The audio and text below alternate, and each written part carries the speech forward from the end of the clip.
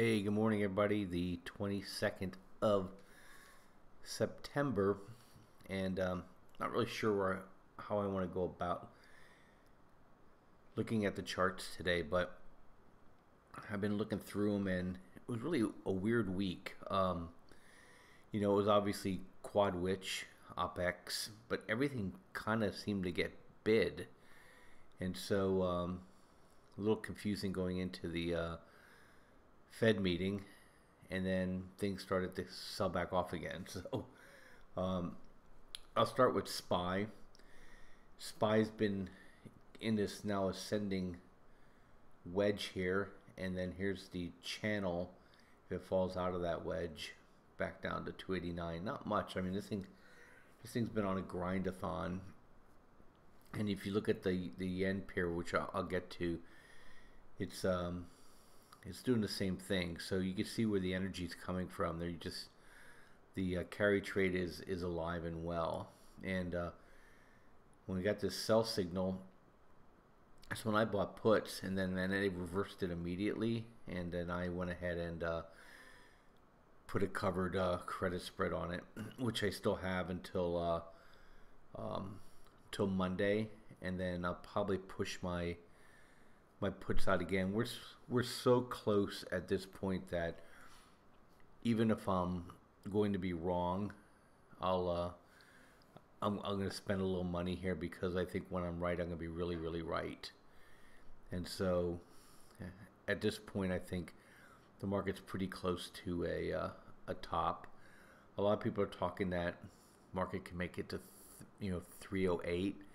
Some crazy people are talking 328 on SPY, which would just be absolutely amazing to me. But if it happens, it's going to happen with the next earnings releases here in a month. So I'm going to keep an eye on it.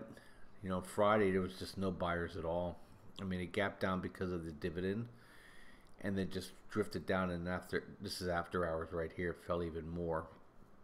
And so you can just see the money flow. I didn't trade at all on Friday, because you just never know what you're going to get in that market. And I just didn't want to get whipped, and it grinded up on futures, and then it just grinded down for hours. And so it was better off doing something else for the day. But going into next week, it all depends on what the Fed says. My personal view is that he's not going to change a thing. He's going to raise rates, and he's going to indicate that they're on track for a December rate increase.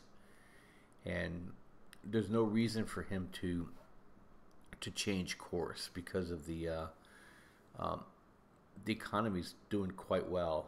I mean, where I live, at least, everybody I know is working, and even the kids in the industry my daughter's in. She's an ice skater, and they're opening a new rink that the Anaheim Ducks have ownership in, and they're starting kids off at 40% higher than where my daughter works now. When that rink opens, my rink is going to have to pay up to get and keep her.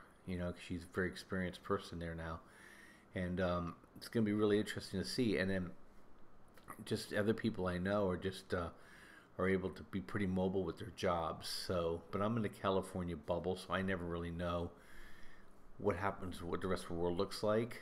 But here it's percolating, except for real estate. They've effectively killed the speculation here. So we'll see what plays from that. But knowing this, and I think the dollar is going to stay strong, but I don't think it's bad news for gold, and I don't think it's bad news for gold and the miners, and I'll get to that in a second, because I think they're going to start moving together, because I think I understand the strategy here a little bit. We just shorted marijuana stocks. Take a good hard look at this. What I like to do is I like to short the triples when they get overbought, and when I short, I do it with puts. So if I'm wrong, I know exactly how much I'm going to lose, versus shorting something and have it run away from you, which happened to me in 2008.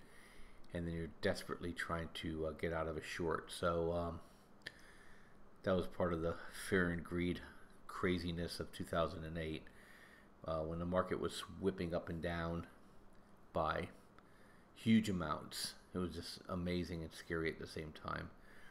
And we're going to see that again. And so here we're back at the top of the channel. I'm waiting for this to roll over. We're still bid pretty hard here. Once my money flow rolls over and I get a sell signal, I'm gonna go ahead and I'm gonna buy puts, and I'll post it in our room. And this buy and sell thing here, we're almost done coding it here for our subscribers. So if you do join us, that is one thing you get as part of the service. Is you'll get this, because I can't follow everything and post out everything. Very reliable signal, and we want to get it in the hands of our stock subscribers. So if you want to join us, today we're running a special ends at tradelikeagenius.com. You can get this, and then once you're in it, you have it. And we're going to do some other really cool tools in TradingView. It allows us to do some programming that is harder to do, or at least harder to get to people in other packages. So stand by on that. But this is the next area I'm stalking after the marijuana stocks, and I'll jump over there real quick too, because it's doing what I wanted it to do. So here's Tilray. The parabola broke, but we're not done here yet. We're going to get down at least to the point of control here. See this red line here? This is the point of control. This is where, at least in the visible range here, I go back at least 400 hours of trading. This is the point of control at 86. We'll probably come down at least to test that. And I think this keeps falling. I mean, there's just no reason for this thing to be other than the mania that it produced with a small float. Is that it's a 20 million in revenue company. At best it's producing 6 million in profit, likely losing money. I haven't looked at their financials. I don't need to. And you don't support this kind of price action with that. So what I did was I bought MJ puts, and I bought them when it was up here at 45. We're getting what's called a volatility vol crush right now, they call it. So the puts aren't moving up with the price falling yet, because volatility is coming out of the price.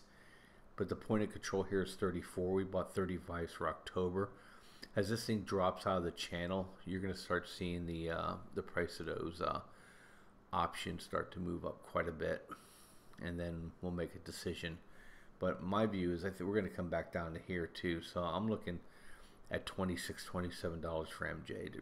The marijuana stocks were just a bunch of Momo kids just jumping on a trade, and they're getting out of this thing as fast as possible at this point. Now I want to jump into the metals and miners here, because I think that's important. So AG is my favorite miner to trade, and we just got out of a trade here. So I'm waiting to see what happens. I'll probably buy some here and buy some more here. It just changes every day. So I'll post those out as I do it. But it's grinding here, and a lot of it's going to depend on what the Fed says. One that I like, that I'm really looking at now, is I'm looking at Goldcorp. Okay, and see if this little cup here, if it starts to form and come back higher. And I'm just right now just watching it, see if it pushes back up through the point of control, and start flattening out this channel. And I'll probably take a shot at it. And just for those that are in DRD with me the long term, this is craziness, and this is why I'm getting excited about the miners, is that a lot of funds were liquidating their miner positions because they think it's dead. And this is great news for us, because they've been selling these things for a month or two now, and they're just about out of these things at the end of the quarter. And I think that's why you're starting to see some of this stuff starting to move. And like I said, DRD, I'm looking $5 for this thing. But look at this thing. I mean, it's shot all the way up to 250 here. These are so suppressed, these miners, that once it's selling at Bates, we're going to see a big lift in the miners. That's why you said you got to start getting your positions now. Once October starts, after next week, you're going to start seeing these things move regardless of what the dollar does. So I would start getting your shopping list out. It doesn't even really matter. You could pick AG, you could pick GG, you could pick Great Panther, you could pick Hecla, you could pick Pan American Silver. You know, all these are fine, and I would start working your portfolio up, and then I'm just gonna follow a few of them and trade those, and see where we go from there. And I'm gonna put up CCJ because I think uranium is getting interesting here again. They're the largest producer of uranium in the world, and I think this downtrend also ending. I got a buy signal on it. We bought some URA last week. I got out flat. I moved my stop up too quickly, and I think this thing is about ready to go. I didn't buy it yet because I'm waiting for the Fed to get by before I take any bigger positions here or call out any bigger positions. So see if anything else of interest I want to share with you guys. Oh yeah, I want to walk you through some of these forexes here. So let me go into here, and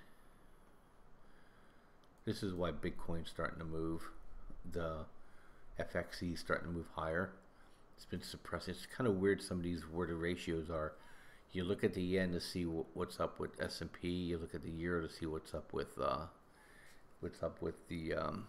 cryptos. And all the cryptos started to move, even the alts. So I think guys, Momo's come out of marijuana. They're going back into the Bitcoin and the alts. They started squeezing some of those guys, and FXE's coming up, and I think that's going to be a take pressure off of the Bitcoin as well. And let's see, I'm going to show FXY, and this is the pressure, but it's getting down the bottom of the channel here. So I'm looking for a bounce in the yen, and as that happens, it's going to put pressure on our stock market. And let's see if there's anything else I want to show you guys. I think that's it right now. I'll just show you GDX, GDXJ. They're the top of their range here, and interesting to me. And so they have a chance here. There's a 10% move here in the making here for GDXJ. I'm watching this one because I'll probably enter this one as well, and then play with my individual silver miners that I like a lot. Anyway, I'll catch you guys later. If I see anything more interesting later this weekend, I will post it out to you guys. But check us out, tradelikeagenius.com. Get our specials, join our rooms. We're really helping people make money. We had nice trades this week in the crypto world and in the stock world. We don't take big risks. We help you guys make money nearly every day, and you know, you grind your way to wealth. See you guys later. Bye bye.